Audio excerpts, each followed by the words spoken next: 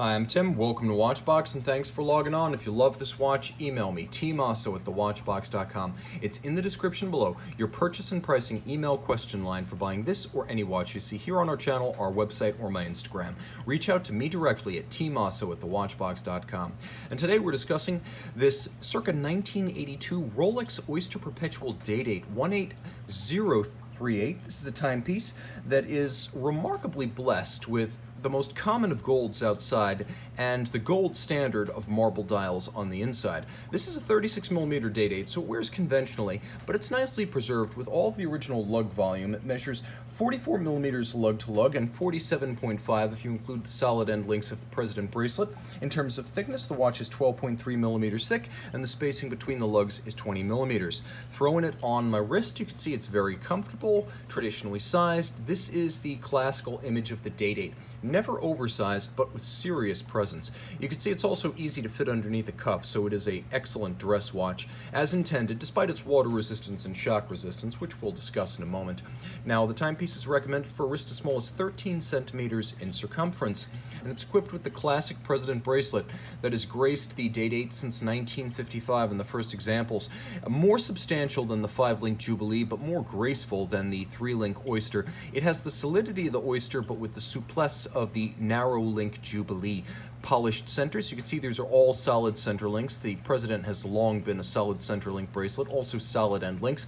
Removable links fixed by screws, contrasting polish and satination. And then we have the famous crown clasp, where the only cue as to the partition point between the two sides of the bracelet is that 5-point crown, so low in profile and a design icon in its own right.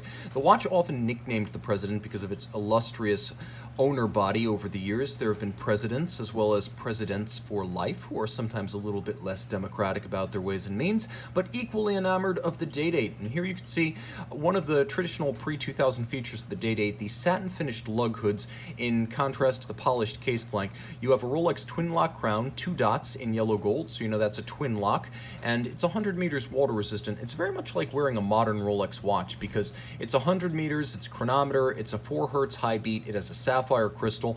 The dial, however, is a throwback, as the 70s and 80s were the golden age of Rolex dials, specifically on the day-date models. It seems like we saw everything from marble to wood and all possibilities in between, and the marble here is truly exquisite. You can see that it's uncompromised in its clarity, its polish, its evenness, and its smooth hand-finished surface. We have applique yellow gold Roman numerals radially arrayed, and you can see that there's a watchmaker's 4 right there.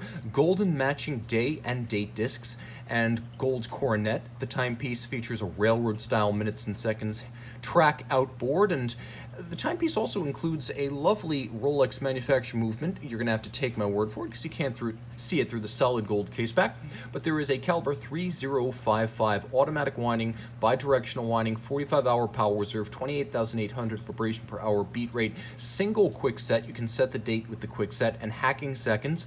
It features a free sprung balance and an overcoil hairspring, plus a COSC chronometer certification and 5 position adjustments. It is, of course, a 27 jewel movement. It features a half balance bridge, not the full balance bridge, but the half bridge, characteristic of the 3035 derivatives, of which the 3055 was one. And if you're ever trying to figure out whether you're looking at a 3135 or a 3035 base, the 3035 sets by turning the crown counterclockwise. The 3135 sets in the clockwise direction by turning the crown clockwise. So there's a little hint right there. Water resistant, sapphire crystal, chronometer certified, high beat, the right size, and a dial you just can't get anymore. It's the best blend of vintage Rolex exclusivity and charm with modern watch durability and practicality.